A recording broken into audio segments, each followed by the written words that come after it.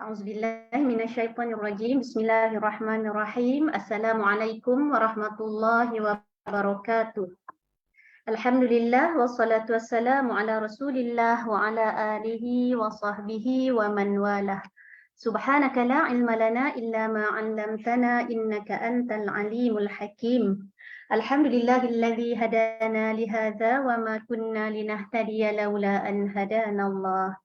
Allahumma anfa'na bima 'allamtana wa 'allimna ma yanfa'una wa zidna 'ilma. Rabbana yassir wa la tu'assir wa tammim bil khair. Rabbi zidni 'ilman. Amin ya rabbal alamin. Ustaz, minggu lepas Ustaz huraikan tentang sifat ke-10 ayat 72, sifat ibadur rahman yang ke-10, tidak memberi kesaksian palsu. Ustaz dah bagi tahu habis semua sifat ibadur rahman, tapi huraian sampai sifat ke-10. So hari ini kita masuk sifat nombor 11. Nombor 11 ayat tak ikut perkara yang sia-sia. Sifat ke-11. Sifat 11 tu yang mana? Ayat 72 juga Ustaz. Ayat 73 lah kot. 72 Ustaz. Okey, so hari ini kita masuk 73 lah. Ya.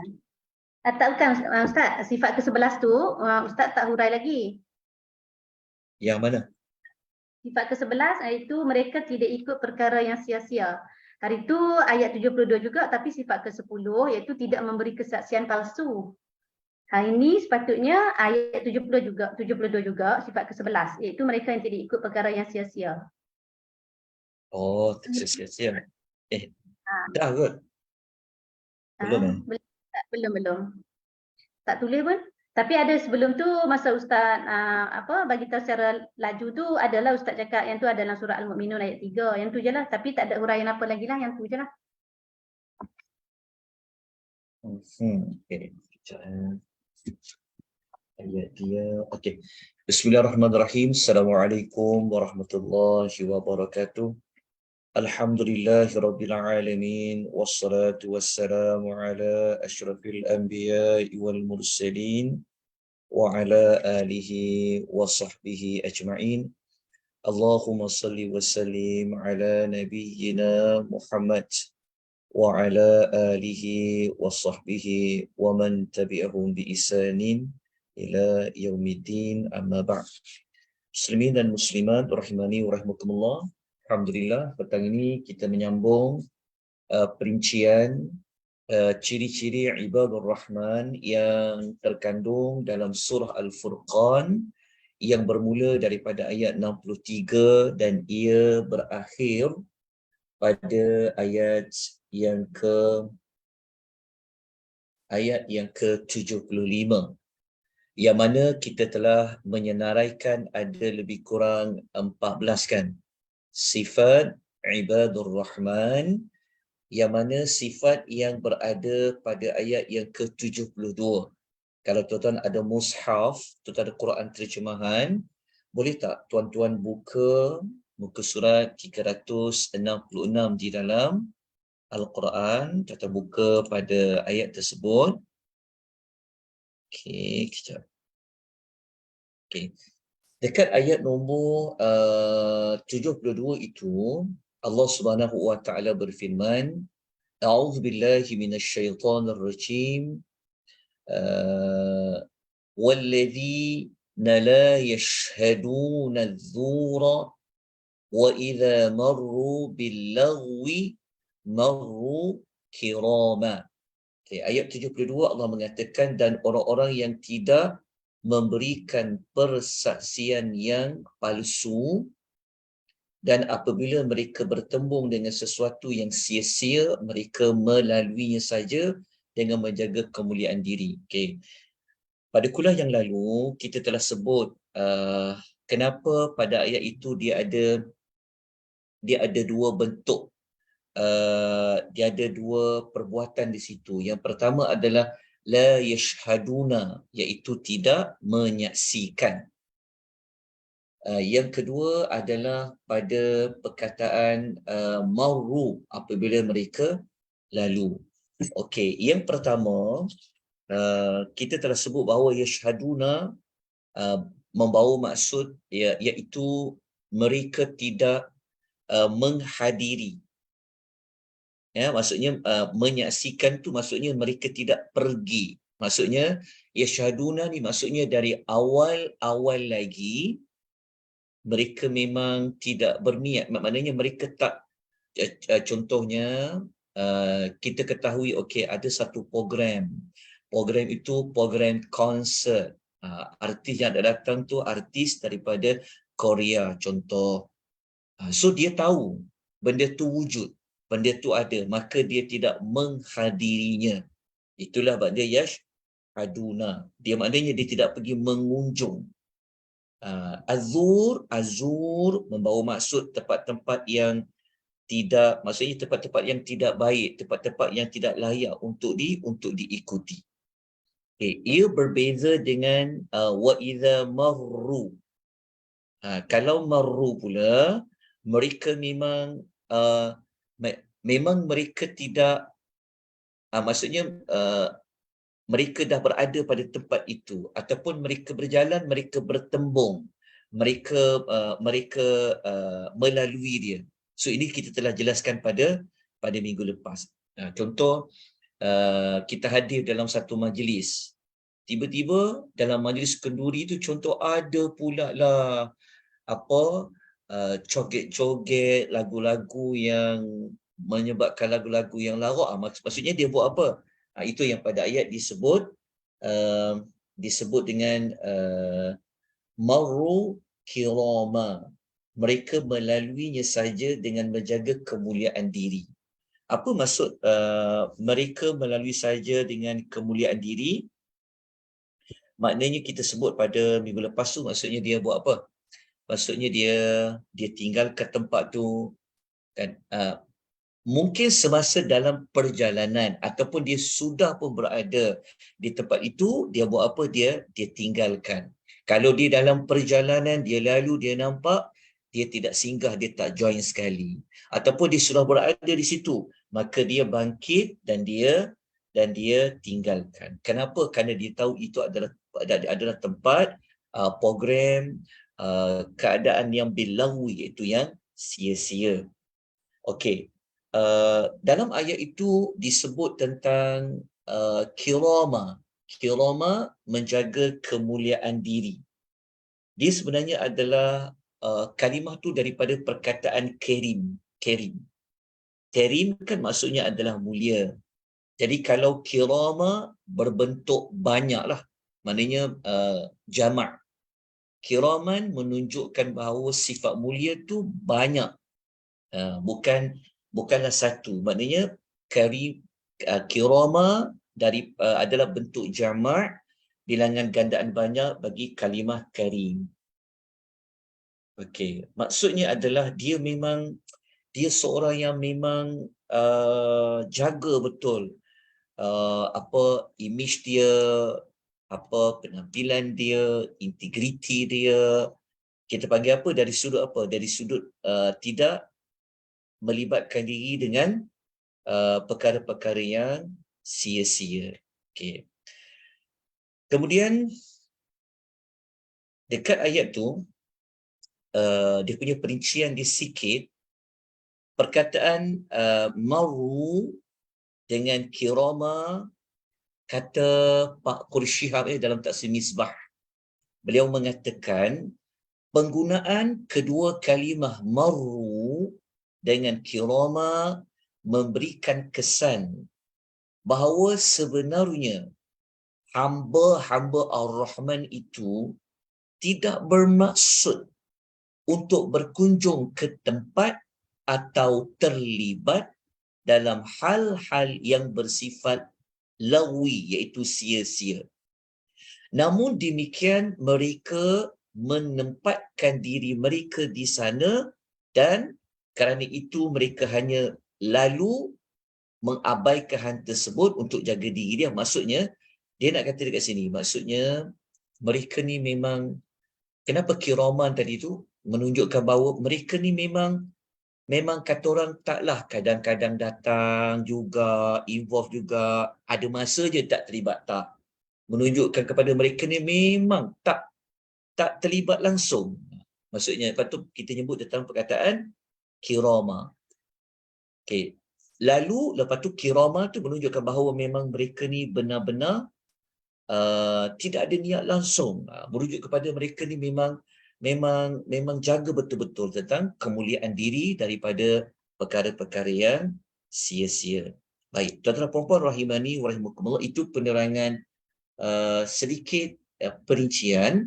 Jadi kita termasuk kepada ayat nombor 73. Okey, boleh sebutkan ayat 73. Boleh baca ayatnya sekali, lepas tu terjemahan sebelum kita perincikan yang selanjutnya. 73. A'udzubillahi minasyaitonir rajim. والذين إذا ذكروا بآيات ربهم لم يخروا عليها صما وعميانا. Dan orang-orang yang apabila diberikan peringatan dengan ayat-ayat Tuhan mereka, mereka tidak bersikap sebagai orang-orang yang tuli dan buta. Okey, tuli dan buta. Okey. Okay. Ayat tu, kalau kita tengok dekat ayat tu, cuba kita perhatikan kalimah zukiru. Zukiru. Zukiru, kalau kita baca terjemahan, dia terjemahkan sebagai apa? Zukiru maknanya telah diberikan peringatan. Idza zukiru, telah diberikan peringatan. Bukan peringatan 1-2, tetapi banyaknya peringatan. Kerapnya diberi peringatan, kerana dekat ayat tu kita jumpa perkataan sabdu kan? Zukiru. Ada tanda syaddah, sabdu menunjuk kepada makna yang lebih mendalam. Maksudnya mereka ni sering diberikan peringatan. Mereka banyak diberikan peringatan. Okey. Pertama, dalam ayat tu Allah tidak menyebut siapakah pelaku. Maksudnya siapakah pemberi peringatan itu. Disebut dalam bahasa Arab dipanggil al-mudzakiru. Dalam ayat itu tak sebut siapa yang telah memberikan peringatan. Betul. Allah cuma menyebut sifat ibadur rahman ni apabila mereka telah banyak diberikan peringatan, selalu diberikan peringatan. Tapi Allah tak sebut siapa yang memberikan peringatan. Okey, kenapa? Antara hikmahnya, mengapa Allah tidak menyebutkan siapa yang memberikan peringatan? Apa yang kita dapat belajar dekat situ? Kata para ulama tafsir, menunjukkan bahawasanya ibadur rahman ni, kenapa Allah tak sebut spesifik kan? Siapa pemberi peringatan tu? Boleh jadi Rasul, boleh jadi orang-orang beriman yang lain, betul tak? Menunjukkan bahawasanya ibadur rahman ni, mereka tidak melihat kepada batang tubuh. Dia tak tengok kepada personel. Yang cakap tu siapa? Oh, kalau dia cikgu, kalau dia orang yang saya suka, saya dengarlah. Kalau orang yang saya minat, saya dengarlah. Itu bukan sifat ibadur rahman. Sifat ibadur rahman, dia tidak melihat siapa yang memberikan peringatan. Itu di antara hikmah kenapa Allah tidak sebut secara jelas siapakah spesifik dia. Okey, jelas ya?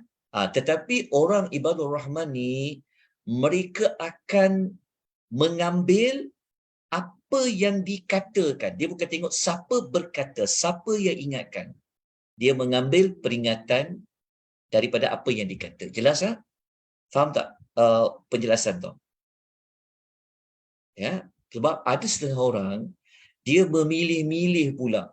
Oh, kalau orang ni bagi peringatan, dia selebriti, dia terkenal, saya nak ambil dia peringatan. Kalau yang lain-lain ni, kalau saya tak kenal dia, saya tengok dia ni tidak popular, saya tak nak ambil peringatan dari dia. Itu sebenarnya bukan sifat ibadur rahman. Tapi ibadur rahman dia tak kira. Kalau yang cakap dia tu kawan dia sendiri ke? Walaupun bukanlah orang yang tinggi pendidikan agama, tapi dia cakap benar. Ingatkan benda yang benar, dia akan terima. Ibadur rahman ni dia menerima apa yang benar. Selari dengan Quran, selari dengan hadis. Mereka tak kisah siapa pun yang al-mudzakiru dia. Siapa memberikan peringatan. Okey, itu penjelasan lanjut. Okey, yang kedua dalam ayat tu kita jumpa mereka ingatkan dengan apa? Bi ayati rabbihim, dengan ayat-ayat Tuhan mereka. Okey. Ayat-ayat dengan Tuhan mereka tu ayat-ayat dengan Tuhan mereka tu ayat apa? Apa makna ayat-ayat Tuhan mereka? Okey. Ayat-ayat Tuhan mereka itu membawa maksud umum. Umum tu maksudnya sama ada dia menyebut dengan ayat-ayat Quran. Contohnya dia kata jangan makan riba, nanti kau akan berperang dengan Allah di hari akhirat. So dia memberi ancaman dengan ayat Quran. Itu maksud pertama. Maksud kedua, ayat Tuhan mereka tu membawa maksud juga kita boleh melihat ayat-ayat Allah itu bukan maksud ayat Quran. Juga membawa maksud apa? Membawa maksud kita kata kejadian alam.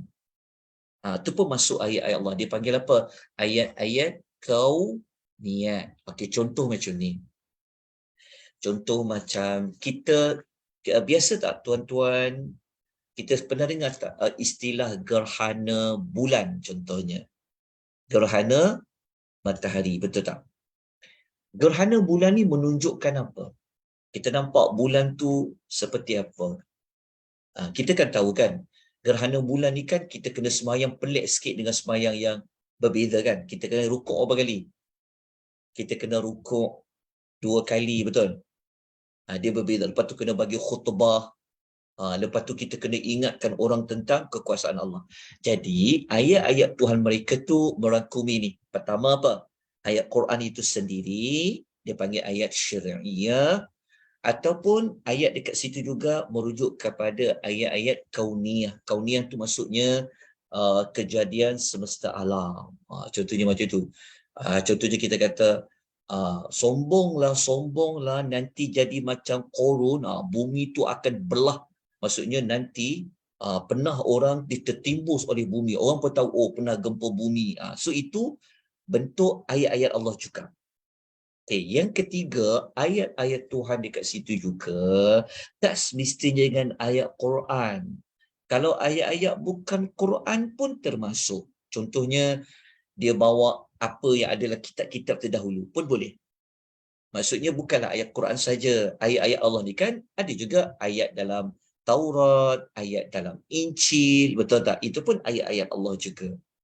Tetapi yang memang sahih lah, yang memang selari dengan Al-Quranul Karim, bukan yang Israiliyat dan sebagainya. Itu pun termasuk dalam ayat-ayat Tuhan mereka. Okey. Satu lagi perincian, mereka ni, dia kata, apabila diberikan peringatan dengan ayat Tuhan mereka, diberikan peringatan tu, sama ada dia berbentuk pesan menggunakan ayat Quran, ataupun dia pesan dari sudut amalkan. Maksudnya bukan saja pesan, bukan dia kata sekadar pesan, tapi juga menyebut dalam bentuk dengar, ambil tindakan. Itu bermaksudnya pesan dengan menggunakan ayat, pesan juga supaya beramal. Dengan itu dah termasuk dalam idza zukiru. Okey. Kemudian kita lanjutkan sikit lagi.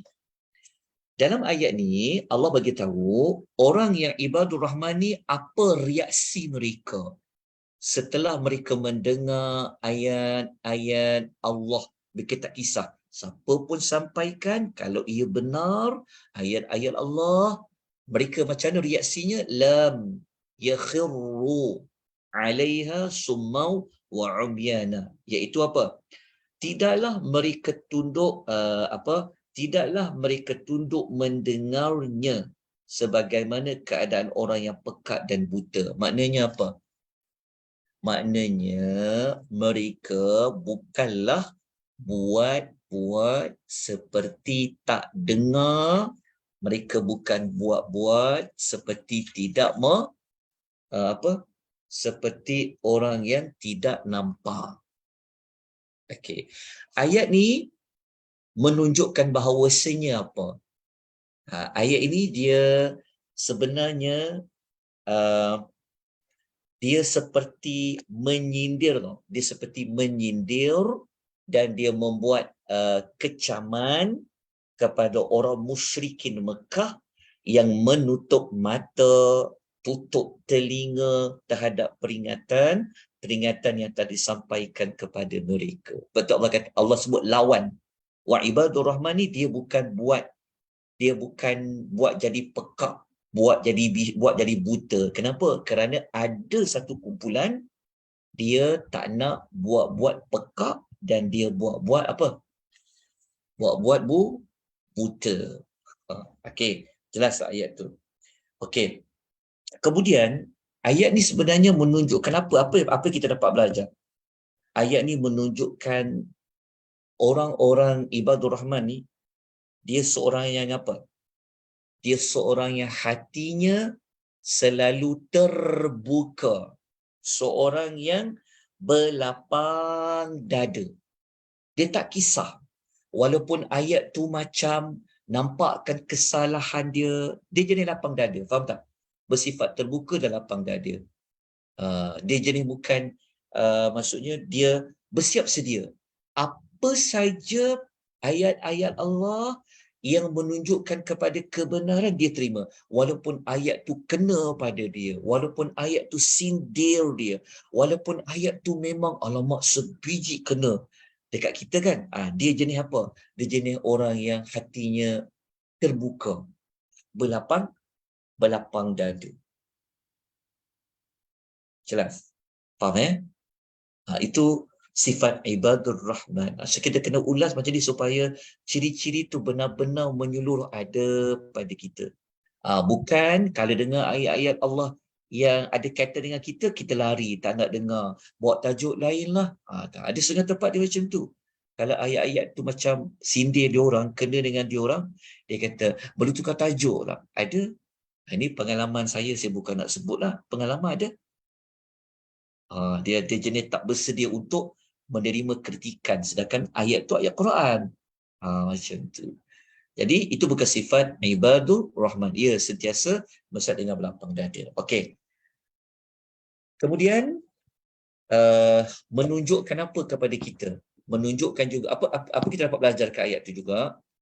Kalau kita nak memberikan peringatan yang kita nak sampaikan ini, seboleh-bolehnya dan selayaknya kita ingatkan dengan apa? Memberi ancaman dengan apa? Ayat-ayat Tuhan. Okey, ayat-ayat Allah Subhanahu wa taala. Okey, selanjutnya ayat nombor berapa pula Kak? Sebentar Ustaz. Ya. Ayat 73 ni kan. Okey, Ustaz kata sebaik-baiknya seeloknya kita nak bagi peringatan kepada mereka adalah dengan ayat-ayat Quran kan. Maksudnya perbandingan ataupun sesuatu yang relate kita dengan Allah lah. Tetapi Ustaz, ada juga di kalangan mereka ni yang tak suka kita relatekan peringatan mereka dengan ayat Quran ataupun Al-Hadis kan Ustaz. So macam kontra lah dengan keadaan macam ni kan, kita nak sampaikan peringatan tu pada mereka yang tak nakkan kita buka Al-Quran dan Al-Hadis kepada mereka. Dan hati kita tak lapang dada untuk menerima peringatan kita. Ya. Sebab apa kita kata ayat-ayat Tuhan? Kerana seperti yang kita baca dalam suratul Asr kan, kan salah satu daripada sifat orang yang percaya adalah berpesan-pesan kepada watawasau bil haqq, berpesan-pesan kepada kebenaran. So perkataan apakah yang lebih benar? Betul tak? Sudah tentulah perkataan yang lebih benar adalah perkataan Allah. Betul tak? Kerana perkataan Allah ni kan dia, ayat-ayat Allah kan dia bersifat mubin, jelas, betul tak? Ayat-ayat Allah ni dia tak pilih kasih, halal halal, haram haram. Jadi kalau kita guna pendapat individu, pendapat setengah manusia, mungkin pendapat tu bias, mungkin pendapat itu macam ada kepentingan, kan? Tapi ayat Allah tak. Kita belajar ayat Quran ni mubin, jelas. Kita belajar ayat Quran ni bersifat al-hakim, ada hikmahnya. Jadi benda yang paling benar yang kita nak sampaikan adalah Quran. Kita tahu Al-Quran itu benar. Seperti Allah sebut dalam surah, dalam surah Ali Imran tak saya, Allah kata qul sadaqallah 94 ke, Allah kata ada perkataan sadaqallah, benarlah Allah. Jadi itu di antara sebab mengapa ayat-ayat Allah itu perlu disampaikan. Jadi kalau kita nak bagi ingatkan orang, kalau kita jenis orang yang bermedia sosial, maka kita kalau kita nak bagi ancaman pada orang, maka kita pesanlah dengan perkara yang paling benar, iaitu ayat Quran dan juga hadis-hadis Nabi SAW. Okay. Itu di antara jawapan kenapa ayat-ayat Allah itu perlu didahulukan. Dia macam dan ayat dalam surah Al-Hujurat lah, kan? Allah kata apa? Allah kata la tuqaddimu baina yadayillahi wa rasulih, kan? Maksudnya kita jangan dahulukan Allah dan Rasul dengan perkataan-perkataan yang lain, perbuatan, perkataan. Okey.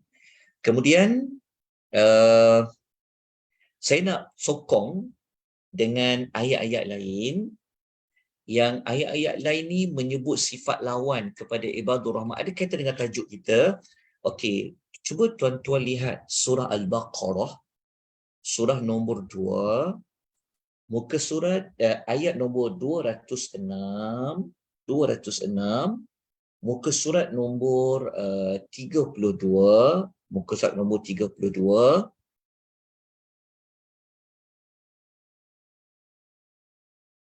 Okey, cuba tengok baris yang ke-7, 8 dan 9 dalam Quran. Baris ke-7, 8 dan 9, muka surat 32 ayat 206 surah Al-Baqarah. Siapa boleh bacakan ayatnya? Kalau boleh kongsikan ayatnya dan terjemahan ayat. Ada kaitan dengan sifat ibadur rahman, lawan kepada sifat ibadur rahman. Okey. Ayat 206 Ustaz? Ya, 206. A'udzubillahi minasyaitonirrajim. Wa idza qila lahu ittaqillaha akhadhathu al-'izzatu bil ithm fahasbuhu jahannam wa labisal mihad. Dan apabila dikatakan kepadanya, bertakwalah kepada Allah, semakin bangkitlah kesombongannya untuk membuat dosa, maka yang terbaik buatnya adalah neraka Jahannam, dan sesungguhnya Jahannam itu tempat tinggal yang terburuk. Maksudnya ada kumpulan dia tak nak terima. Dia berlaku sombong. Kan? Dia berlaku sombong, dia berpaling, maka itulah azabnya. Okey. Ada dalam satu hadis, ya, dalam satu hadis riwayat Al-Imam An-Nasa'i, hadis sahih, Nabi SAW pernah menyebut begini. Baginda SAW pernah menyebut, inna abghadhal kalami ila Allah. Okey, hadis ni Nabi sebut begini. Sesungguhnya ucapan ataupun sesungguhnya perkataan yang paling dibenci, dimurkai oleh Allah. Nabi kata, sesungguhnya perkataan, ucapan yang paling Allah benci ialah seseorang ayyaqula ar-rajulu li-rajuli, ialah seseorang lelaki dia berkata kepada lelaki yang lain. Maksudnya kalau ada orang lain cakap kepada orang lain, contohnya ada lelaki ni cakap macam ni, dia kata ittaqillah, bertakwalah kepada Allah. Lelaki tu jawab balik, alaika binafsika, dia kata apa? Engkau jagalah diri kau sendiri. Maksudnya apa? Maksudnya dia tolak kata-kata tu. Dia macam dia kata, seolah bahasa kita macam ni, alah, macamlah kau tu baik sangat, engkau tu pun, faham tak? Dia macam tu. Dia Dia menolak pesanan tu. Sepatutnya apa? Terima kasih, jazakallah, jazakillah bagi saya nasihat. Kan? Patutnya macam tu. Tapi ada orang apabila dipesan pada dia, bertakwalah kepada Allah. Dia jawab apa? Dia tak nak dengar, bahkan dia kata apa? Dia balas balik. Boleh faham kan ayat tu? Banyak kadang-kadang kita jumpa kan, orang yang jawab balik macam tu, dalam bahasa mudah kita macam dia kata engkau ni macamlah bagus sangat. Contoh kan, orang ini, ucapan orang yang tadi tu merupakan merupakan perkataan yang paling dibenci oleh Allah. Di antara perkataan yang Allah benci. Tapi sifat ibadur rahman tu apa? Kita sebut tadi tu kan. Mereka ni apabila diingatkan, mereka tak kisah siapa pun cakap, kalau dia benar-benar, mereka akan berlapang dada, buka telinga tu untuk dengar. Mereka menjadi orang yang tidak pekat dan tidak buta. Baik, itulah penerangan lanjut. Okey. Lanjutkan dengan ayat yang berikutnya sebab kita kena habiskan juga ayat ni hari ni. Ayat surah Al-Rahman tu Ustaz. 74 ya? Ayat berikutnya ayat apa? Sudah. Ya. Bacakan. Ayat 74 tu. A'udzubillahi minasyaitonirrajim.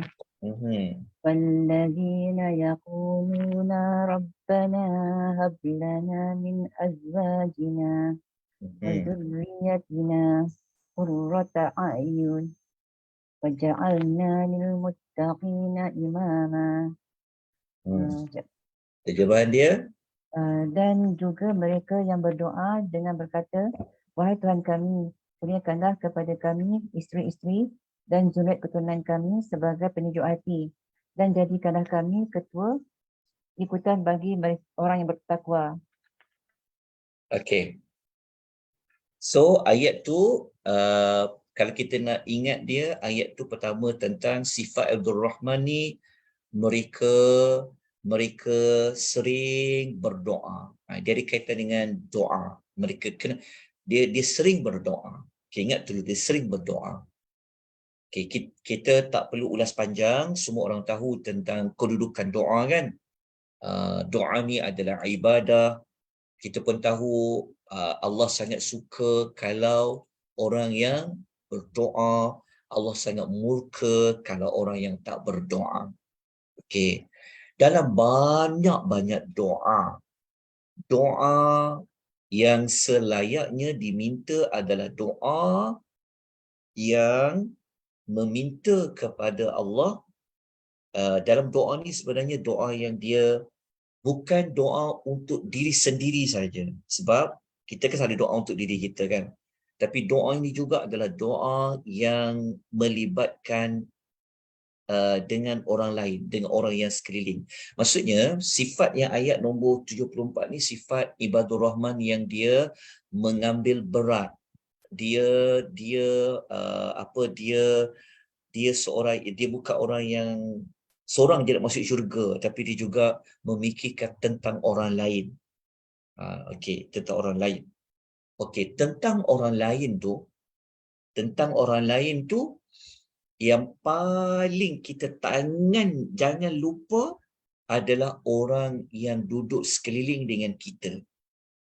Siapa dia? Adalah zuriat kita. Zuriat kita. Zuriat ini adalah merujuk kepada aulad, iaitu anak-anak tak kira lelaki atau perempuan. Tapi bukan tu saja.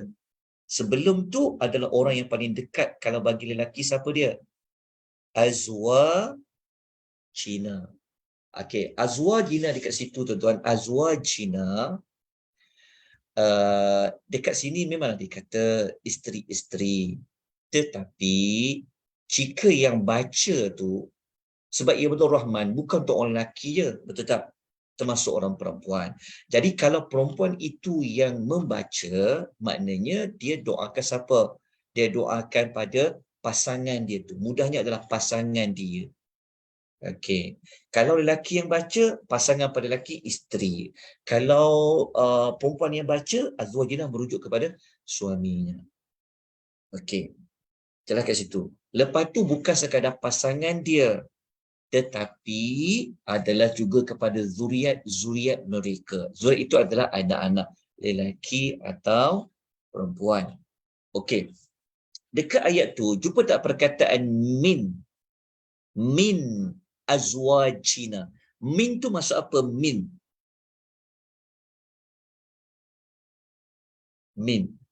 Dari kan Ustaz? Min dekat situ jangan kita memahami dengan perkataan sebahagian, ya, sebab kadang-kadang min memang kita kata dari, tapi dari tu min ni kadang-kadang dalam ikut konteks ayat. Kadang-kadang min nun kan, min mati tu, min dengan nun mati tu, min tu kadang-kadang membawa maksud at-tabi'id, maksudnya sebahagian. Kadang-kadang min membawa maksud adalah untuk memberi penerangan. Jadi min dekat situ bukan merujuk sebahagian, tetapi merujuk untuk apa? Memberikan penjelasan. Dia panggil min al-bayan. Dia min. Maknanya kenapa nak terangkan? Maksud dia, kalau min tu kita terjemah sebahagian daripada pasangan dan zuriat, maknanya kita tak nak semua zuriat kita. Sebahagian. Tapi dekat situ bukan sebahagian. Merujuk kepada apa? Keseluruhan. Azwaj dengan zuriat. Zuriat. Okey. Okey, qurratu ayun saya tak perlu terangkan sebab kita telah terang dari kuliah yang lalu bahawasanya penyejuk mata tu dari sudut apa? Dari sudut zuriat itu, pasangan dan zuriat itu dari sudut apa? Dari sudut ketaatan kepada Allah Azza wa Jalla. Tuan-tuan, orang yang jahat ni pun sebenarnya dia suka tak anak dia jadi baik? Kita tengok ibu bapa kan, contoh ni mudah ya, tapi kita doakan semoga semua ibu bapa dia takwa kepada Allah. Macam ni. Ada tak ibu-ibu kita tengok mak dia ni macam rugged sikit, contoh bahasa mudah kita kan, tapi anak dia hantar pergi sekolah agama. Sebab apa? Kan? Macam kita tengok mak dia ni aurat dia pun macam tak sempurna, tapi dia pergi hantar anak dia tahfiz. Dia pergi hantar anak sekolah agama. Sebab apa? Sebab dia orang tahu dengan agama, ketaatan anak tu pada Allah menunjukkan apa? Itulah salah satu punca terbesar kita boleh jadi tenang hati kita kan. Penyejuk mata tu. Tengok anak solat, tengok anak baca Quran. Kan? Walaupun dia sendiri tu tak solat, tapi dia suruh ada. Dia tak solat, tapi dia suka tengok anak dia solat. Sebab apa? Itulah hikmahnya pada ketaatan kepada Allah. Qurratul ayun. Okey. Maknanya ibadur rahman ni dia minta siapa? Dia minta diri dia. Dia minta apa? Dia minta apa? Pasangannya dan anak-anaknya. Kenapa? Kerana itu yang paling dekat dengan dia dulu. Okey, kita kan tahu kan kita kan kena pelihara diri kita dan ahli keluarga daripada api neraka. Jadi mereka ni selalu doa pada Allah, lalu minta dekat Allah, biarlah pasangan, biarlah anak-anak ni jadi penyejuk mata. Penyejuk mata dari sudut apa sebenarnya? Dari sudut ketaatan kepada Allah Azza wa Jalla. Maknanya mereka menitik beratkan juga apa? Tentang iman yang ada pada orang yang paling dekat dengan dia itu, pasangan juga adalah zuriat dia. Okey. Kemudian dekat ayat tu kita pelanjutkan lagi. Lepas tu, jadikanlah kami di kalangan imam. Okey.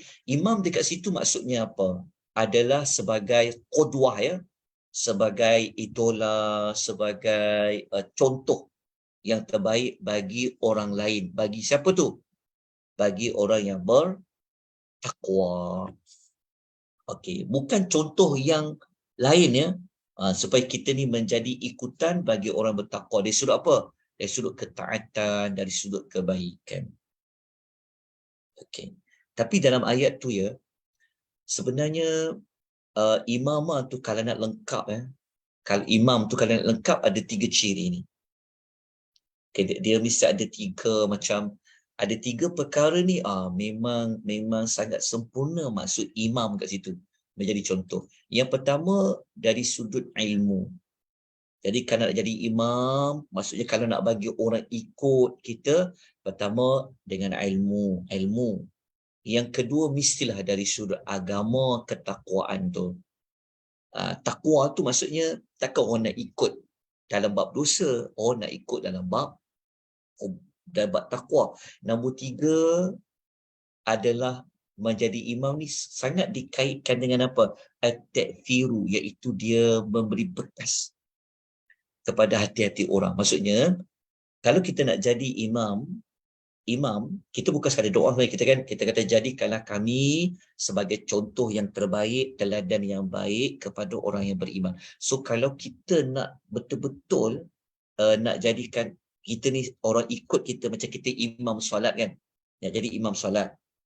Nak jadi imam dalam solat, okay, kita ambil contoh mudah. Okay, imam dalam solat, orang dengar tak cakap dia?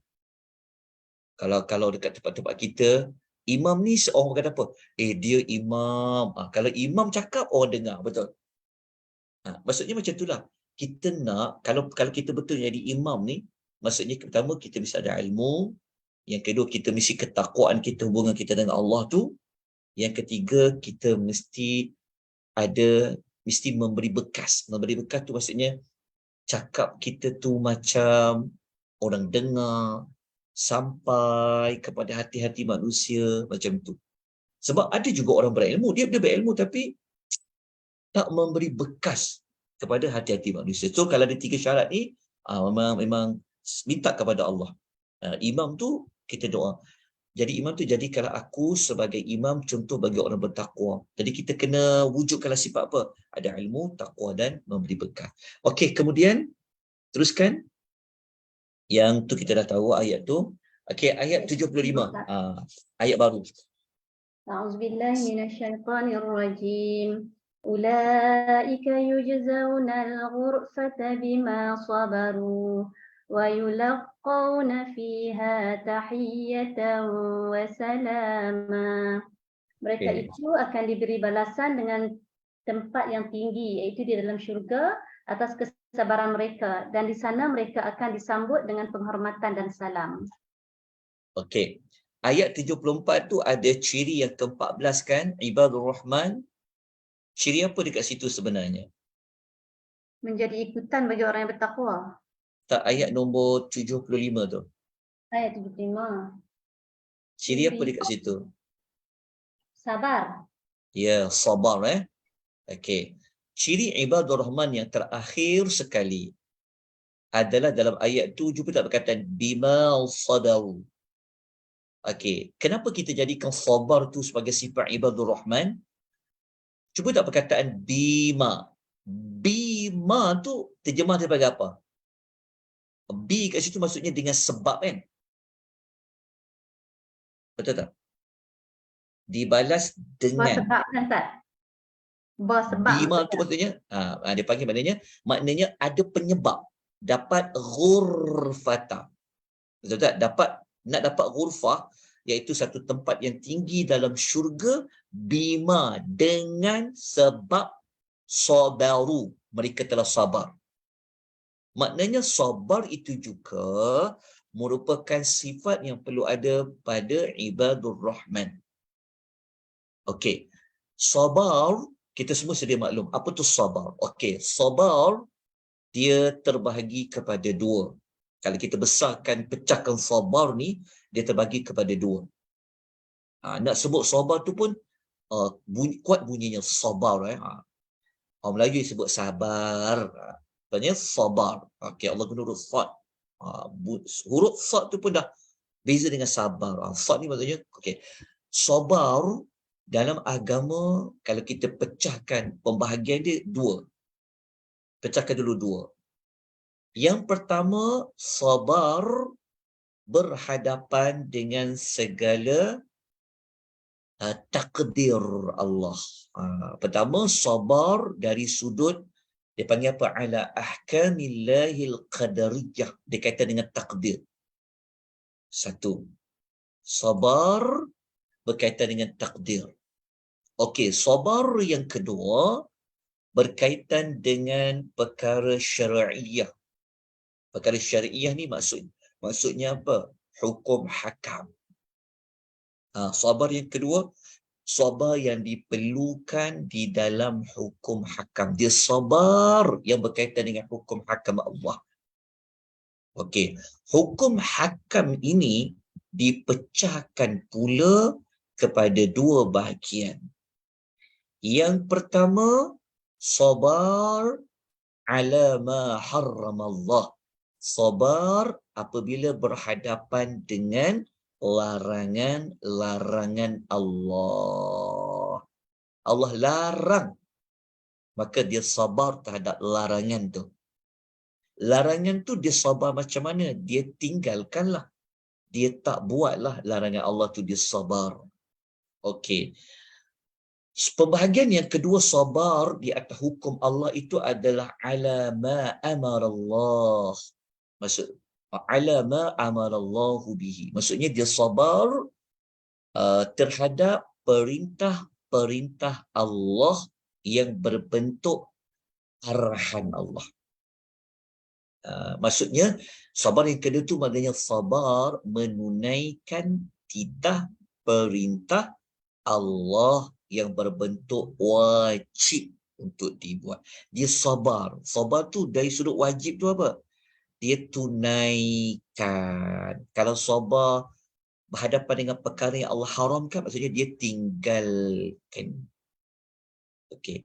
Boleh sebut contoh tak? Apa yang dalam sifat ibadur rahman yang kita belajar yang Allah kata haram kalau dibuat? Allah minta kita tinggalkan. Ingat tak? Ada dalam ayat tu Allah sebut la. Membunuh, berzina, apa? Dalam cerita Allah. Ayat 68. Syirik, membunuh. Ya. Okey, contoh. Itu betul lah tu. Itu di antara contoh yang Allah larang untuk dia buat. Okey, jelas ya? Termasuklah apa yang Allah perintahkan. Itu sekadar perincian, semua orang tahu dah bab sabar ni. Lepas tu lama kata sabar ni 3, mudahlah. Sabar menghadapi musibah kaitkan dengan takdir. Sabar nak buat yang Allah wajibkan. Sabar perintah Allah tinggalkan. 3 tu. Okey. Kemudian dekat ayat tu Allah sebut apa kat situ? Dia dapat apa tu? Ghurfata. Dalam terjemahan dia terjemah apa dekat tuan punya buku tu? Dia terjemah apa? Ghurfata. Ya? Dia terjemah apa kat situ? Dia cerita. Cepat. Dia terjemah apa kat situ ghurfata tu? Mendapat tempat yang tinggi. Surga lah tak? Betul ke? Betul lah. Ghurfata tu kaitan dengan syurga. Tapi apa tu sebenarnya? Ghurfata. Okey. Salah. Okey. Saya tunjukkan. Siapa ada buku tentang syurga, siapa yang ada beli buku Agar Lelah Berbuah Jannah tu, buku tentang syurga, ada yang tahu kan? Ada dengan rahmat Allah tu tak apa. PTS ada keluarkan satu buku tentang syurga, yang dalam buku tu nanti tengok dekat bab nombor 15 ni saya tunjukkan. Dekat sini nampak tak? Nampak tak saya tunjukkan gambar ni? Nampak kan? Bab 15 ni. Ghurfah tadi sebenarnya dia adalah bangunan-bangunan yang tinggi. Ni tajuk dia. Okey. Ni okey. Ni apa kata ghuraf? Dia bangunan, dia panggil al-ghurfata. Kalau banyak bangunan dia panggil ghurfah. Okey, tengok dekat ayat ni. Tengok dekat nota ni ya. Okey. Bangunan-bangunan dalam syurga ni dia ada 4 ciri. Ada 4 ciri. Kenapa ada 4 ciri-ciri? Oh, salah bahasa ni. Betul 4 ciri-ciri Patutnya 4 ciri kan? Okey, pertama apa? Okey, bangunan yang Allah akan bagi orang masuk syurga ni, pertama dia ni tempat yang tinggi. Orang kan membina tempat tinggi, suka naik tempat yang tinggi. Dekat Malaysia ni apa bangunan tempat yang tinggi? Apa bangunan yang paling tinggi sekarang kat Malaysia? LCC lah Bangunan Ustaz. apa? LCC. Ada lagi Oh, ya. yang baru ni. Yang orang duk panjat tu. Menara Pelumpur, Menara KL. Ada lagi. Ya, TRX kan? Apa? Alah dulu. Tu yang ada pelancong-pelancong naik curit-curit naik atas tu. Mereka tengok pemandangan tinggi tu. Ya. Sebenarnya macam itulah sebenarnya. Okey. Bangunan dalam syurga ni bukan bangunan yang, sebab tu kenapa dia ada bulu-bulu bangunan tinggi kan. Sebab apa? Beza pencakar langit. Mudah dia. Menara pencakar langit macam itulah bahasa dia. Itulah ghuraf sebenarnya. Okey. Ghuraf ni, tentera perempuan rahimani rahimakumullah, dia dalam syurga siri kedua apa? Pertama, bangunan dalam syurga ni tinggi-tinggi. Dia bukan setingkat, tak. Dia jadi tinggi-tinggi. Tinggi tu sampai ke mana? Jadi saya akan baca hadis dia. Dia punya tinggi tu. Okey. Bukan sekadar tinggi, ciri kedua, dia bertingkat-tingkat. Maknanya ada tingkat-tingkat. Sampai tingkat ke berapa? Dekat dalam syurga lebih daripada, faham tak bertingkat-tingkat? Nak tahu bertingkat-tingkat? Kita kena rujuk dalam surah Az-Zumar. Saya tak bacakan ayat, cuma saya sebut ciri saja. Apa ciri bangunan dalam syurga? Pertama, dia tinggi. Sangat tinggi. Yang kedua, dia bertingkat-tingkat. Nak tahu bertingkat-tingkat? Tengok dekat surah Az-Zumar ayat 20 tu. Kan Allah kata, A'udzubillahi minasyaitonir rajim. Lakinnal ladzina taqaw rabbahum lahum ghurafun. Ghurafun min fawqiha ghurafun mabniyatun. Tengok perkataan tu. Tuan kata apa? Orang bertakwa kepada Allah, mereka dibina untuknya dalam syurga mahligai-mahligai yang tinggi bertingkat-tingkat. Berapa tingkat? Tuan nak duduk tingkat yang paling mana? Yang paling tinggi sekali 100 kan Ustaz? 100 tingkat kan? Ketinggiannya? Kan? Tidak. Kerana nak tahu 100 tingkat ke, itu kita akan bahas dekat, ada dalam buku tu tajuk tentang tingkatan-tingkatan dalam syurga. Tak, sebenarnya lebih pada 100. Bertingkat. Okey. Tuan-tuan biasakan naik kondo yang tinggi-tinggi, bangunan yang mewah kan? Tengok kan tinggi dia. Okey. Maksudnya biasanya yang paling tinggi, paling atas tu mestilah tempat yang paling eksklusif. Okay. Okay. Lepas tu, dekat bangunan tu pula, tuan nak tahu tak? Mengalir di bawahnya sungai-sungai. Bayangkan. Ada tak dekat dunia ni, kan ada orang buat, kan ramai orang buat pulau. Kan, pulau. Dia buat bangunan tinggi. Macam apa? Contohnya, menara apa? Dekat Dubai tu, apa nama menara tu? Apa? Burj Khalifah. Burj Khalifa. Itu kan kawasan pulau kan. Dia buat kita jadi cantik. Okey, inilah syurga. Tapi dah syurga ni tak sama dengan dunia lah. Okey, ciri keempat apa dia? Orang duduk dalam tu aman, damai. Seronok. Okey, ini adalah 4 ciri. Okey. Saya nak nukilkan hadis ni. Ni yang sangat tinggi ni. Ini hadis yang saya nak tunjuk. Orang yang duduk paling tinggi tu, dia hebat. Okey, tengok ya hadis tu. Terjemahan dia. Saya tu pergi terjemahan ya. Okey, riwayat Bukhari. Perhatikan baik hadis ni. Sabda Nabi SAW. Sesungguhnya ahli syurga dapat melihat ahli syurga yang tinggal di bangunan tinggi syurga di atas mereka. Apa maksud dia? Ahli syurga, dia dapat tengok orang-orang dari syurga yang duduk tingkat atas. Kat bawah, dia boleh tengok atas. Macam mana mereka boleh tengok? Seperti mana melihat bintang-bintang bergemelapan yang berada di ufuk timur ataupun barat disebabkan perbezaan tingkatan antara mereka. Nampak dekat sini? Ni. Dia macam ni. Orang duduk tingkat bawah, dia boleh nampak orang duduk tingkat atas. Dongak macam dia boleh nampak bintang-bintang. Kita kan tengok bintang-bintang kan. Kenapa Nabi sebut bintang-bintang? Kenapa Nabi tak kata tingkat 10 ke, tingkat 40 ke, tingkat 100 ke? Sebab apa? Sebab bintang semua boleh nampak dia tinggi. Menurut ya, maksudnya kalau kita nak menganalogikan jauh, kita tengok apa? Oh, tengok bintang tu. Burjul Khalifah berapa tingkat? Burjul Khalifah. Siapa tahu? Contohlah kan. Kalau betul tuan puan, dia ini sebenarnya dalam syurga. Okey. So dia punya tinggi tu bangunan tu Allah tak sebut apa tingkat. Allah kata dia punya tinggi tu seperti mana melihat bintang-bintang bergemelapan. Maksudnya tinggi sampai nak naik sampai ke lah. Tinggilah, punya tinggi macam bumi dengan nak sampai ke bintang. Okey. Lepas tu sahabat tanya kat Rasulullah, "Ya Rasulullah, tempat yang sangat tinggi tu, tempat para nabi, orang lain tak boleh dapat kan?" Tengok sahabat ni. Allahu Akbar. Dia kata, tempat tu tempat eksklusif tu untuk para nabi je kan? Orang lain tak boleh dapat kan? Nabi jawab apa? Ya, kata Nabi, demi Allah yang menguasai diriku, tapi Nabi sebut, mereka juga adalah orang-orang yang beriman kepada Allah dan membenarkan Rasul. Maknanya Nabi kata apa? Orang yang bukan Nabi pun Allah boleh beri kedudukan dapat tempat yang sangat tinggi. Jelas tak? Boleh faham hadis ni saya letakkan di bawah tajuk ni. Kalau orang kata tinggi mana? Kita kata sangat tinggi.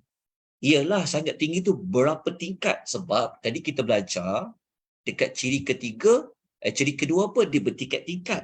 Berapa tingkat? Kita kata macam mana kau tengok bintang tu, tinggi mana bintang kau boleh nampak tu, itulah ketinggian dia. Contoh, okay, boleh faham Okey, itulah sifat apa tadi?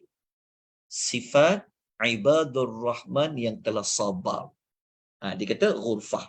Okey, lanjutkan lagi. Lepas tu Allah kata apa lagi? Ayat tadi. Mereka mendapat penghormatan tahiyatan dan salam. Disambut dengan penghormatan dan salam. Okey. Dekat ayat tu, cuba tuan perhatikan baik-baik. Macam ni. Penghormatan dan salam. Apa beza dia? Tahiyatan dengan wassalama. Apa beza dia?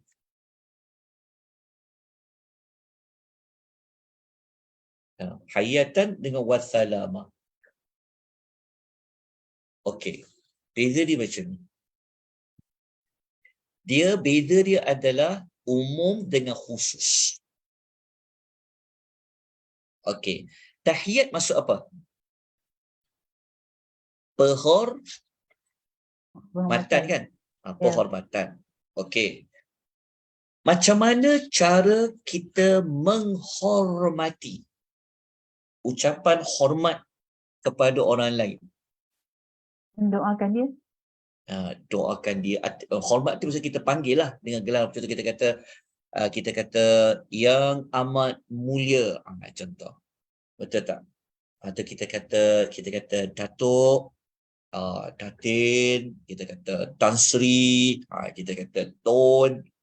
Itu adalah penghormatan. Maksudnya tahiyatan, penghormatan ni dia lebih umum daripada salam. Okey, bezakan dulu. Sebab ingat ayat Quran dia takkan ada dua makna yang sama. Dia mesti ada perbezaan. Dia takkan ada pengulangan. Okey, tahiyatan, penghormatan yang lebih umum daripada salam. Okey, maksud dia apa? Okey, salam tu kita tahu makna pertama salam, ucapan salam lah. Memang kaitan dengan ucapan salam. Okey. Ucapan salam, setiap ucapan salam adalah tahiyatan. Macam ni. Setiap ucapan salam adalah tahiyatan. Faham Maksudnya, setiap ucapan salam, ia adalah tahiyat. Dia adalah penghormatan. Okey. Kita tukar balik. Kita buat ayat lain juga. Namun penghormatan, tahiyatan, bukan sekadar salam. Maksudnya macam tu. Dapat tak? Okey, begini. Macam ni. Setiap ucapan salam adalah tahiyatan, penghormatan. Namun penghormatan bukan hanya dengan ucapan salam. Pening. Petang-petang pula tu. Dapat tak? Okay. Maknanya lagi, tahiyatan dia boleh berlaku dalam dua bentuk. Tahiyatan ni dua bentuk tu maksudnya apa? Boleh jadi dengan kata-kata yang menunjukkan kita hormat. Macam kita sebut panggilan tadi. Kita kata umi, ibuku, mungkin kita panggil abang, mungkin kita boleh kata yang berhormat, yang mulia, Datuk Seri, itu pada perkataan. Penghormatan juga boleh dilakukan dalam bentuk perbuatan. Contoh perbuatan, macam mungkin kita kata kita cium tangan ibu kita, kata hormat dekat dia, betul tak? Dengan perbuatan ni mungkin dalam bentuk kita tunduk. Tunduk, Ustaz. Tunduk. Ya, dia boleh dengan perbuatan. Okey. Itu tahiyat. Tahiyat ni dia lebih umum, maknanya lebih luas daripada hanya ucapan salam. Okey, tapi salam dia sudah termasuk di dalam tahiyatan. Menunjukkan salam itu merupakan perhormatan yang terbaik dalam banyak-banyak penghormatan. Sebab dia dikhususkan salam. Salam tu dah masuk tahiyatan. Kalau tak sebut salam pun tak apa, sebab dah masuk tahiyatan. Tetapi nak menunjukkan kemuliaan ucapan salam tu, dikhususkan ia dalam bentuk penghormatan. Okey. Tonton begini. Sekejap. Ingat tak dalam surah An-Nur? Ingat tak surah An-Nur? Cuba cari tentang An-Nur ke Nisa je. Tentang ucapan salam tahiyatan tu. Tahiyatan mubarakatan tayyibatan. Okey, boleh tak tuan-tuan buka dalam surah An-Nur? Tengok dalam surah An-Nur. Sekejap. Surah An-Nur. Kan sekarang tengah belajar dengan ustaz. Dengan ustaz apa belajar surah An-Nur? Nazri. Belajar dengan Ustaz Nazri. Baru mula-mula ya? Baru mula ya? Baru siri 1, Ustaz, baru mula. Itulah saya ikut juga itu pengisian Ustaz Nazri tu. Masya Allah. Kena banyak belajar. Okey. Cuba cari dalam surah An-Nur tu. Ayat 61, Ustaz. Ya, betul. Masya Allah. Jazakumullah khair, Kak. 61. Muka surat berapa An-Nur? Laju sikit. Surah An-Nur.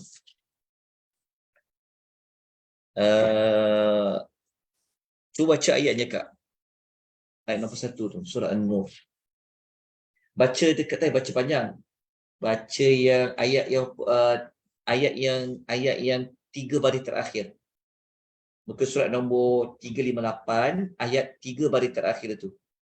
فَإِذَا دَخَلْتُمْ بُيُوتًا. Auzubillah minasyaitanirrajim. 3 baris terakhir, Ustaz. Faiza dakhaltum. Okey. Ya, betul. فَإِذَا دَخَلْتُمْ بُيُوتًا فَسَلِّمُوا عَلَىٰ أَنفُسِكُمْ تَحِيَّةً عَلَىٰ أَنفُسِكُمْ تَحِيَّةً مِنْ عِندِ اللَّهِ مُبَارَكَةً طَيِّبَةً. Okey, baca terjemahan dia. Apabila kamu memasuki rumah tu, Ustaz. Aha. Apabila kamu memasuki rumah, hendaklah kamu memberi salam kepada penghuninya. Yang bererti memberi salam kepada dirimu sendiri dengan salam yang penuh berkat dan baik di sisi Allah. Maknanya dekat dalam tu kita jumpa tak perkataan tahiyatan Nampak Ustaz? Ada Ustaz. Tapi tahiyatan minallah kan, ucapan penghormatan. Maksudnya Allah memilih dalam banyak-banyak ucapan tahiyat penghormatan, Allah kata apa? Salam. Lepas tu Tuhan kata fasallimu, ucapan salam. Tu kita dapat jawapan. Perbezaan salam dengan tahiyat. Maksudnya salam termasuk di dalam tahiyat, tetapi kenapa sebut salam tu? Nak menunjukkan salam itu ucapan yang ada di sisi Allah, ucapan yang apa? Mubarakatan thayyibah, berkat lagi baik. Jadi cara nak menghormati orang ada dengan ucapan salam. Itu paling berkat. Okey. Kemudian tuan-tuan dan puan, ayat tu tidak surah An-Nur. Kita ada waktu lagi tadi. Salam. Ada waktu lagi tak? Okey. Salaman. Okey, tak apa. Esok dia sekali lagi kan? Okey. Macam ni. Salaman dekat situ juga boleh membawa maksud kepada keadaan tinggal di dalam syurga itu penuh dengan keselamatan. Dari dua sudut. Pertama, tadi pada ucapan kan, nanti dalam syurga kan kita jumpa orang tegur kita, dia bukan kata, hai, awak apa khabar? Tak ada. Kita akan jumpa salam je. Assalamualaikum, Assalamualaikum, salam. Okey, salam.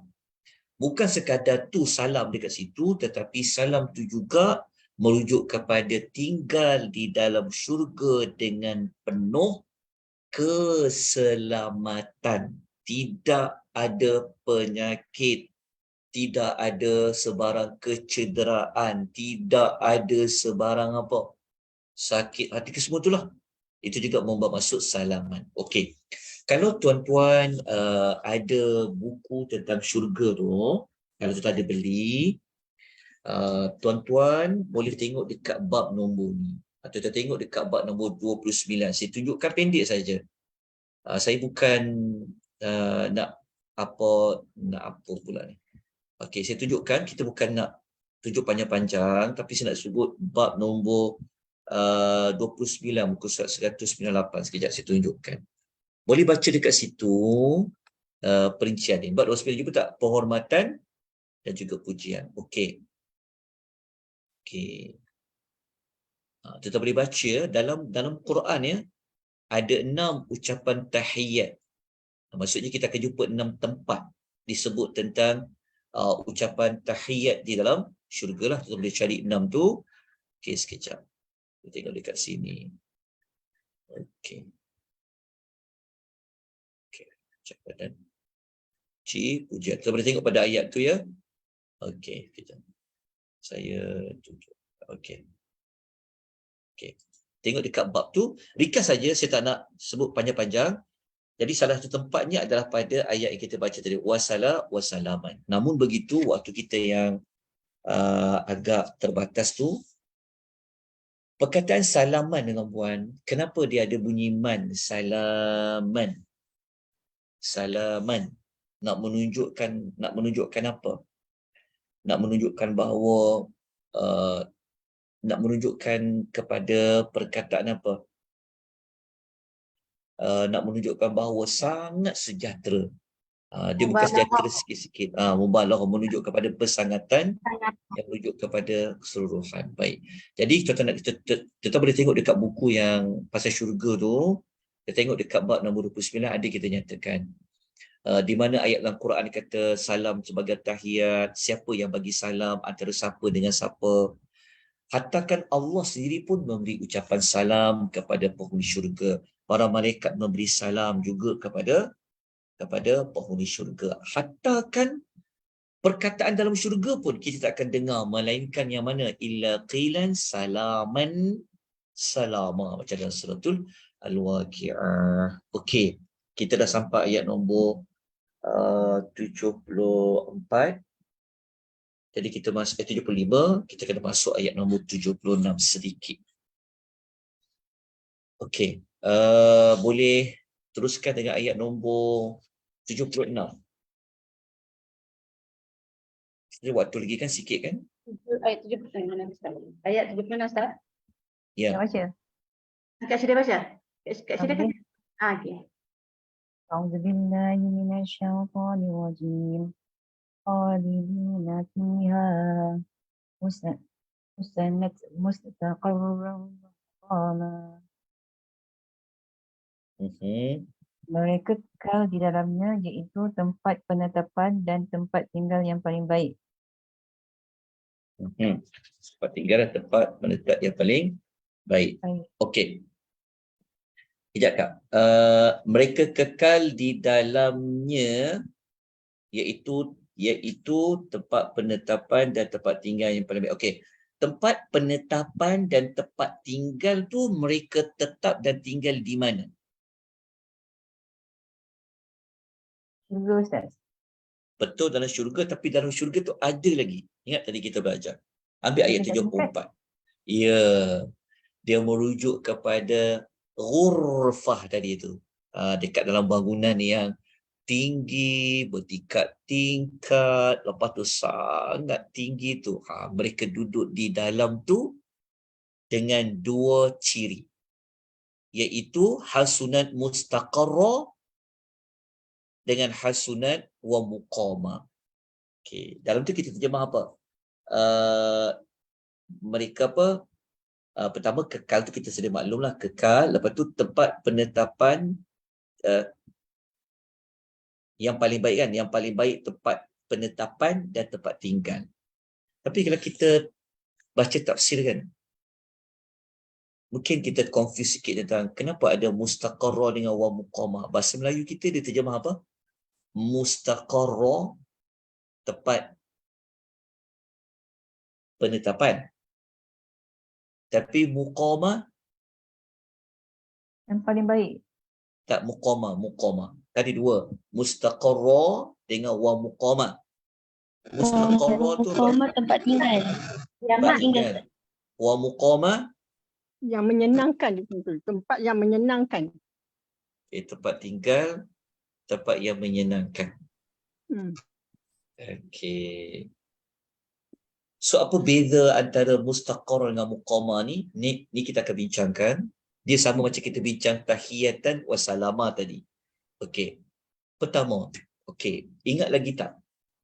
Ada ayat kan yang sama sebelum ni kita jumpa mustaqarra wa muqama.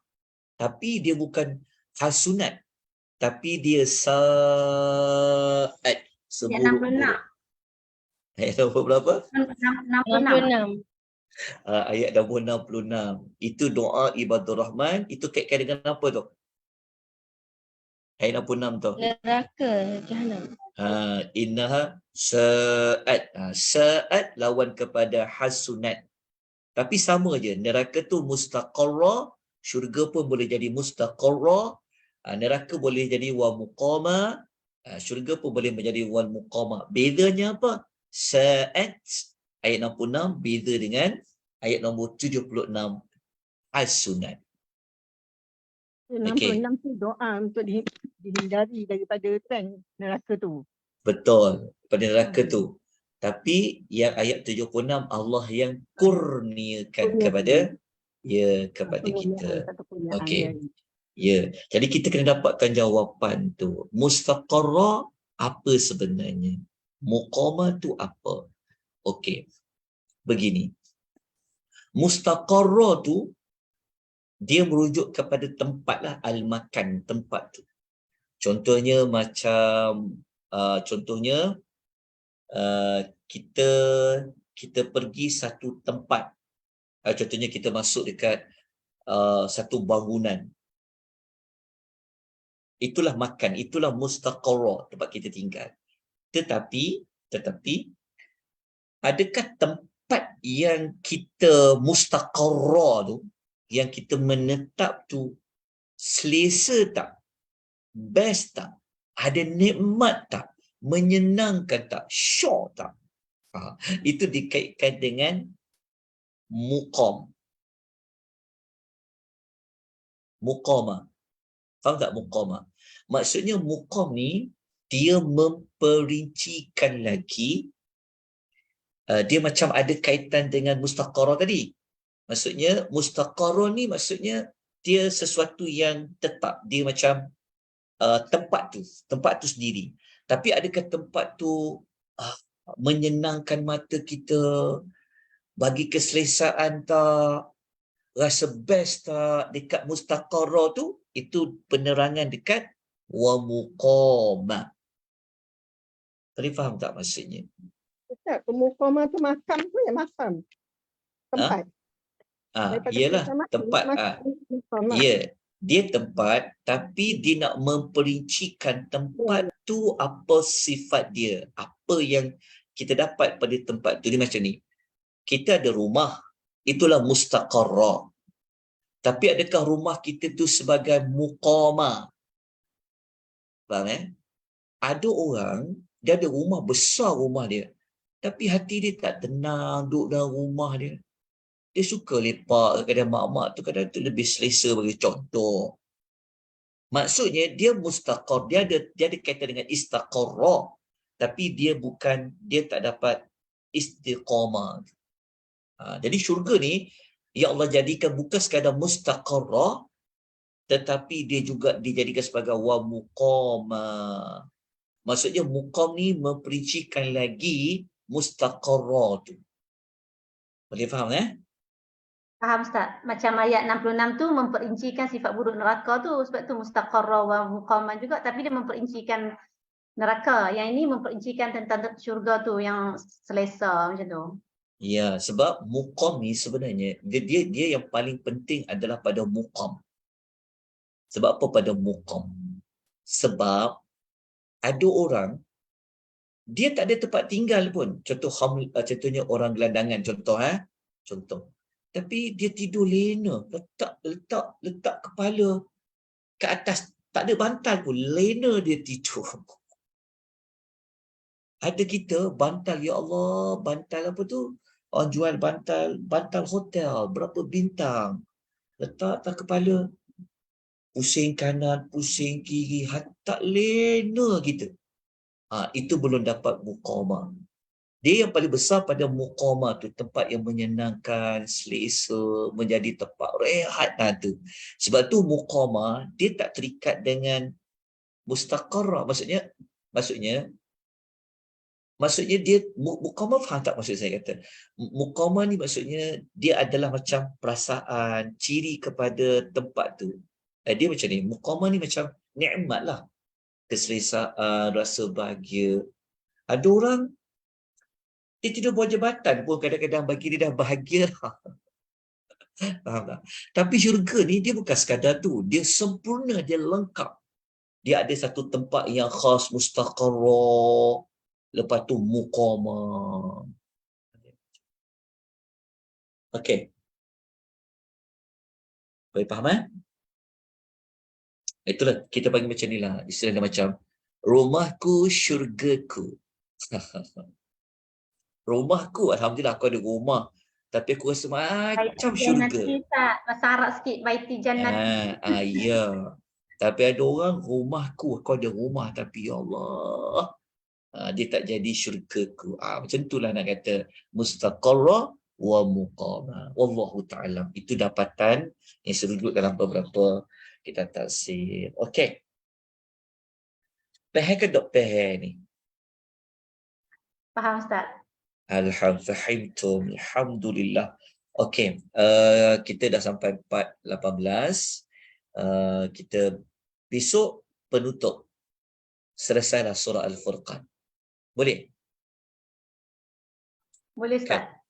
Lepas tu kita dah cuti kan? Ya. Kita asal nama tak cuti Ustaz. Suara malam tak cuti apa? Tak cuti kelas. Tak cuti kuliah. Bulan Ramadan? Ya, Ramadan kelas on je. Oh, ya ke? Okey. Saya memang dah cuti kelas sebenarnya. Okey, tak apa. Boleh. Okey, ada soalan tak nak tanya? Okey. Ustaz, nak tanya boleh? Boleh. saya minta maaf lah kalau Ustaz dah explain dan saya terlepas. Kalau dalam ayat ayat 74 tu, 75, macam yujzauna tu adalah memberi juga kan Ustaz? Dengan yulaqauna pun memberi. Macam jazaa dengan yulaqa tu dua-dua pun memberi kan Ustaz? Jadi apa beza antara dua kalimah ni? Okey. Kejap ya, juzau yalqa athama ayat 68. Betul kan? Ayat 75 tu Ustaz, yang yulaqauna dengan yujzauna. So kalau 75 tu diberi tempat, diberi dengan balasan kesabaran, lepas tu diberi juga dengan ucapan salam. Macam di sini disebut disambut lah, tapi kalau dalam surah Al-Insan tu yulaqau tu maksudnya memberi juga. Apa ke Ustaz? Okey, ayat 75 tu yujzaunal ghurfata. Satu lagi wa yulaqauna fiha. Okey, jap. Ayat nombor 75. Jap. Mendapat jazau dibalas dengan menerima. Okey, yang ni nanti saya cuba dapatkan jawapan hari yang berikutnya boleh? Kenapa dua-dua tu dia berkaitan dengan memberilah. Cuma kenapa tak guna pada tahiyatan wassalama tu guna yujzau, tapi kenapa guna wa yulaqqa? Okey. Betul Ustaz. Betul. Okey, dia macam tu juga dekat perkataan ayat 68 pun dia guna juga tu yalqa. Okey, kata dengan yulaqqa. Okey. Nanti saya dapatkan jawapan yang lebih terperinci. Tapi yulaqqa tu ada kaitan dengan pertemuan, jumpa. Kita dalam syurga kita tidak keseorangan ya. Kita akan bertemu dengan ahli syurga yang lain. Itu dipanggil, macam kita selalu sebut, ilal liqa, jumpa lagi. So yalaqau tu maksudnya macam kita akan bertemu. Besok penggunaan bahasa dia kan. Jadi kita akan bertemu dengan para malaikat, kita akan bertemu dengan Allah Subhanahu Wa Taala. Itu dikaitkan dengan bahasanya yalaqau. Okey. Siapa ada Quran perkata? Siapa ada Quran perkata? Cuba tuan-tuan dan puan-puan tengok dekat perkataan yulaqqa tu dia terjemah apa?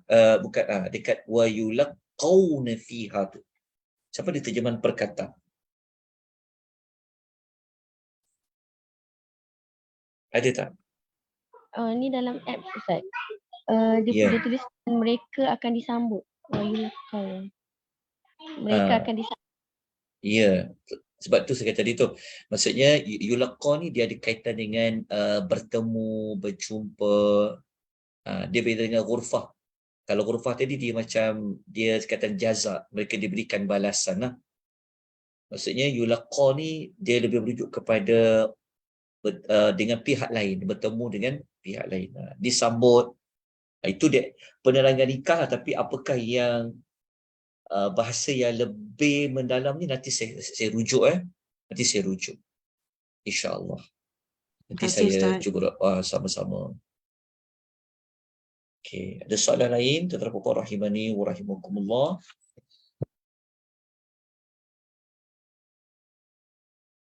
Ada ke tak ada? Tak ada Ustaz, dalam FB pun tak ada. Okey, alhamdulillah. Moga-moga dapat banyak manfaat pada petang ni. Okey, ada apa-apa kesimpulan Kak sebelum kita tangguhkan? Nak simpul Ustaz. Nak simpul tak tahu dah Ustaz apa. Kita penutup esok. Jadi hari ni apa yang kita dapat tu Ustaz dah huraikan sampai ke 14 sifat ibadur rahman semua. Esok cuma Ustaz nak habiskan ayat 77 untuk penutup je lah Ustaz. Betul. Penutup dia. Lepas tu, ya Kak. Perkataan tahiyatun tu kita selalu guna dalam tahiyat akhir, tahiyat awal. Ya, Perkaitan dia tu Ustaz. Perkaitan dia tu Macam mana Ustaz ya? Kenapa dia kena tahiyat juga masa kita di dalam solat tu kan? At-tahiyatul mubarakatus salawatut thayyibah. Tahiyat lah. Tahiyat tu penghormatan. Dia macam ni kejap. Kalau tengok dekat buku tu, saya ada letak dekat bahagian buku tu. Kejap. Ya. Tahiyatan. Okay, kita bisa. Tahiyat, dia sebenarnya tahiyatan, dia diambil pada perkataan hayatun, hidup tu sebenarnya tahiyat. Tapi tengok kepada konteks penggunaan lah. Tengok dekat sini sekejap ya. Okey. Perkataan tahiyat adalah berasal daripada perkataan hayah. Hayatun, hayat, hidup. Yang bermaksud kekal. Hidup kekal. Apabila seseorang mengucapkan perkataan hayyakallah, bermaksud semoga Allah memanjangkan umur kamu. Kerana tahiyat ni dari kalau asal bahas perkataan tahiyat tu, kita faham dia hayatun, hidup. Jadi kalau orang doakan kita, dia kata hayyakallah. Ni kena amalan ni. Bukan sekadar kata jazakallah, jazakallah. Tang pusing tang tu je kita katakan. Kita guna hayyakallah. Maksudnya semoga Allah memanjangkan hidupmu. Ni boleh ambil ni, doa ni. Arah dia guna. Okey, boleh faham tak? Jadi tahiyat tu maksud awal dia maksudnya tentang hidup yang kekal, dikaitan dengan hidup yang kekal. Tapi apabila digunakan ia dalam bentuk penghormatan, diterjemah sebagai penghormatan lah. Macam kita guna tahiyat dalam surah An-Nur tadi kan. Apabila kamu nak masuk ke rumah kamu, bagilah salam sebagai tanda penghormatan tadi itu. Kalau kita baca dalam tahiyat tu kan berkaitan dengan kita bagi hormat kepada junjungan kita kepada Nabi SAW. Tapi dalam masa yang sama dia dikaitkan dengan apa? Tentang hidup yang kekal, ucapan tentang kehidupan. Wallahu ta'ala a'lam. Terima kasih Ustaz. Ustaz, bolehlah kita gunakan hayakallah ni untuk ucapan selamat hari jadi ke kan?